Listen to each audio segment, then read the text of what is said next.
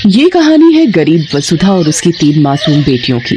वसुधा का पति किशोर बहुत ज्यादा शराब पीता था। वो सारा दिन शराब के नशे में ही रहता था और कुछ काम करके पैसे कमाने का ख्याल तो कभी उसके मन में आता ही नहीं था। दूसरी तरफ वसुधा चाहकर भी खुद घर से बाहर काम के लिए नहीं जा सकती थी, क्योंकि अपनी बच्चियों को वो किसी के भरोसे नहीं छोड़ सकती थी। लेकिन बच्चियों का पेट भरने के लिए उसे कुछ तो करना ही था। इसके लिए वसुधा ने अपने घर के बाहर ही एक मूंगफली का ठेला लगाना शुरू कर दिया। मूंगफली, गर्मा गर्म मूंगफली ले लो, करारी मूंगफली। चल जल्दी से मूंगफली लेकर आ। आज मेरे दोस्त ने विलायती दी है, वो भी आने वाला है। दोनों साथ बैठकर पियेंगे हम। जा। कुछ तो शर्म करो, घर में 3-3 बच्चियां हैं और तुम शराब पियोगे उनके सामने। और एक बात सुन लो साफ साफ, ये मूंगफलियां बेचने के लिए है, ना कि शराब के साथ तुम्हारे चखने के लिए। अच्छा, तो मुझसे जुबान लड़ाती है तू? है? रुक, अभी बिकवाता हूँ तेरी मूंगफलियां। रुक। किशोर वसुधा का मूंगफली का ठेला पलट देता है, जिससे सारी मूंगफलियां जमीन पर गिर जाती हैं और ज्यादातर पास की नालियों में गिर जाती हैं। अब वो बेचने लायक बिल्कुल भी नहीं थी। ले, अब बेच। और सुन मेरी बात, तू और तेरी वो मनहूस बेटियां सबके सब निकलो मेरे घर से। तुम लोगों की कोई जरूरत नहीं है मेरे घर में। एक बेटा मांगा था, वो तो तू दे नहीं पाई। इन 3-3 मनहूसों को मार दिया मेरे सिर पर। सिर पर मर दिया? जरा ये बताओ, कौन सी जिम्मेदारी पूरी की है तुमने आज तक इनके पिता होने की? सारा दिन सिवाय शराब पीने के करते क्या हो तुम? मेरी बच्चियां भूखी प्यासी मेरी मदद करती हैं और तुम्हें तो हमारी मेहनत की भी कदर नहीं है। तुम भी अच्छे से सुन लो मेरी बात, तुम्हें जो करना है कर लो। मैं और मेरी बच्चियां इस घर को छोड़कर कहीं नहीं जाएंगी, क्योंकि इस घर को हम अपनी मेहनत से चलाते हैं, तुम नहीं। तेरी इतनी हिम्मत है मुझसे जबान लड़ाएगी तू? आज तुझे जिंदा नहीं छोड़ूंगा मैं। किशोर वसुधा के बाल पकड़कर उसे घर के अंदर ले जाता है और फिर उसे बुरी तरह पीटने लगता है। तीनों बच्चियां ये सब देखकर सहम गई थी। सबसे बड़ी बेटी छाया ने किसी तरह हिम्मत करके अपने पिता को रोकने की कोशिश की। नहीं बाबा, मत मारो माँ को, ऐसा मत करो, छोड़ दो उन्हें। किशोर गुस्से में छाया को भी धक्का दे देता है, जिस वजह से छाया को सिर पर गहरी चोट लग जाती है। लेकिन फिर भी किशोर पर कोई फर्क नहीं पड़ा। उसका दोस्त बाहर आ चुका था और किशोर अपनी शराब की बोतल लेकर उसके साथ घर से बाहर जाने लगा। अरे आ गया दोस्त, चल यार बाहर ही चलकर पीते हैं। इन मनहूसों ने तो सारा मूड ही खराब कर दिया यार। अरे कहाँ जा रहे हो? छाया को कितनी चोट लगी है, मेरे साथ चलो, इसे डॉक्टर के पास लेकर जाना होगा। वसुधा की बात को अनसुना कर किशोर वहाँ से चला जाता है। छाया जमीन पर बेहोश पड़ी थी और दोनों छोटी बच्चियां विभा और दीक्षा बुरी तरह से रो रही थी। किशोर के मारने की वजह से वसुधा खुद उठकर खड़ी नहीं हो पा रही थी, लेकिन फिर भी उसने हिम्मत की और दोनों बच्चियों को प्यार से समझाकर घर में रहने को कहा। इसके बाद वो छाया को लेकर अस्पताल पहुंची, जहाँ डॉक्टर कामिनी ने छाया का इलाज किया और कुछ ही देर में छाया को होश आ गया। अब ये ठीक है, ये दवाइयाँ लिख दी हैं मैंने, बाहर मेडिकल से खरीद लो। और हाँ, इसे 1 हफ्ते तक हर रोज पट्टी बदलवाने के लिए लाना होगा। वसुधा डॉक्टर से दवाई की पर्ची लेकर उसे देखने लगती है। पर्ची देखते हुए उसकी आंखों से आंसू बह रहे थे। ये देखकर डॉक्टर कामिनी ने वसुधा से पूछा, क्या हुआ, तुम रो क्यों रही हो, कोई परेशानी है क्या? मैडम जी, मैं बहुत गरीब हूँ।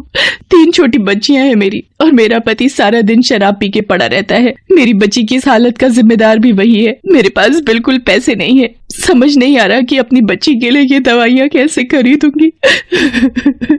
ये कहकर वसुधा जोर जोर से रोने लगती है। डॉक्टर कामिनी को वसुधा पर दया आ जाती है। वो अपने पास से वसुधा को सारी दवाइयाँ दे देती हैं, वो भी मुफ्त में। मैडम जी, आप नहीं जानती आपने मेरी कितनी बड़ी मदद की है। मैं आपका ये एहसान कैसे चुकाऊंगी? इतना मत सोचो। अच्छा ये बताओ, तुम्हारे घर का खर्चा कैसे चलता है? अपनी बच्चियों को स्कूल भेजती हो कि नहीं? कहाँ से मैडम जी, पेट भर खिला भी नहीं पाती तो स्कूल कहाँ से भेजूंगी? आपको बताया तो था, मेरा पति कोई काम नहीं करता, उल्टा मेरी कमाई भी शराब पर उड़ा देता है।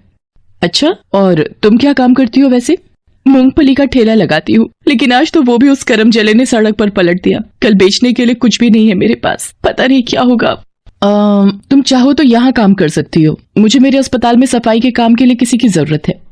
क्या आप सच कह रही हैं मैडम जी? ये तो बहुत ही अच्छा हो जाएगा।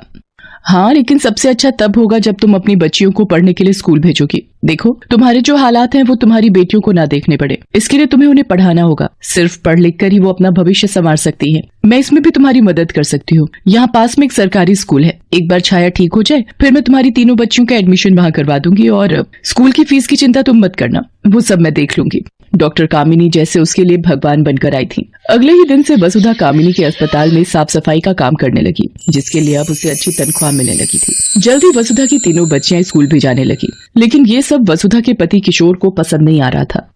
ये लड़कियां कहाँ जा रही हैं? कहाँ भेज रही है तू इन्हें? स्कूल जा रही हैं। अच्छा, इन्हें स्कूल भेजने के लिए तेरे पास पैसे हैं, और कल जब मैंने मांगे तो एक ढीला नहीं निकला तेरे पास से।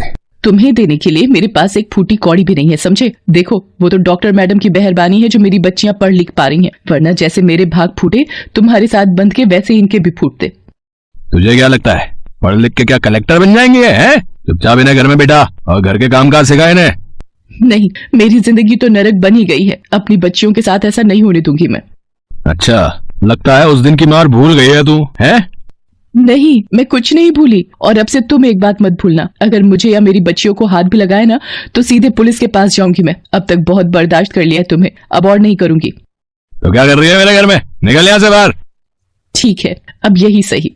किशोर को लगा था कि हर बार की तरह इस बार भी वसुधा उसकी बात का उल्टा जवाब देगी, लेकिन इस बार ऐसा नहीं हुआ। असल में अब वसुधा भी किशोर से छुटकारा चाहती थी, क्योंकि उसे डॉक्टर कामिनी के रूप में एक उम्मीद जो मिल गई थी।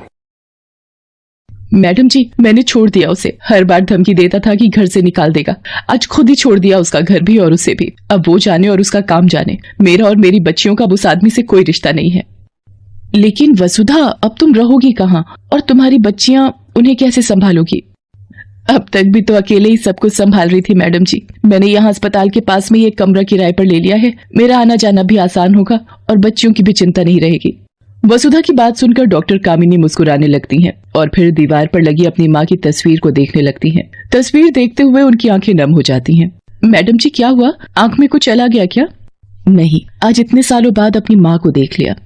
लेकिन मैडम जी, आप तो उन्हें इस तस्वीर में हर रोज देखती हैं, मैंने देखा है, हर रोज आप उनकी तस्वीर के सामने हाथ जोड़ती हैं, उसके बाद ही आपका दिन शुरू होता है।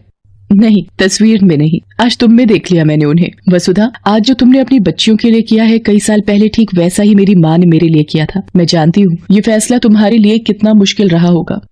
हाँ मैडम जी, मुश्किल तो था, लेकिन सच कहूँ तो आपसे ही हिम्मत मिली है मुझे। वैसे मैडम जी, आप तो इतनी बड़ी डॉक्टर हैं, तो ये सब जो आप बता रही हैं वो कैसे? मतलब तुम्हारी और मेरी माँ की कहानी बिल्कुल एक जैसी है वसुधा। आज मैं और मेरी दोनों छोटी बहनें जो कुछ भी हैं, मेरी माँ की वजह से ही हैं। ये देखो, ये मेरी छोटी बहन शालिनी है, आज ये कंप्यूटर इंजीनियर है, और ये सबसे छोटी बहन मालिनी, ये एक प्रोफेसर है। हम भी बहुत गरीब थे, हमारे पिता भी हमारे लिए सिर्फ मुश्किलें ही लेकर घर आते थे, लेकिन मेरी माँ ने अपनी मेहनत से हर मुश्किल को छोटा कर दिया और हमें आज इतना बड़ा बना दिया। मुझसे वादा करो वसुधा, तुम भी कभी अपने कदम पीछे नहीं हटाओगी, कभी अपनी बच्चियों का साथ नहीं छोड़ोगी, जैसे मेरी माँ ने हमारा नहीं छोड़ा। वसुधा ने डॉक्टर कामिनी की तरफ हाथ बढ़ाया और सिर हिलाकर हाँ कहा। उस वक्त भले ही उसकी आंखों में आंसू थे, लेकिन उसके इरादे अब पहले से भी ज्यादा मजबूत हो चुके थे।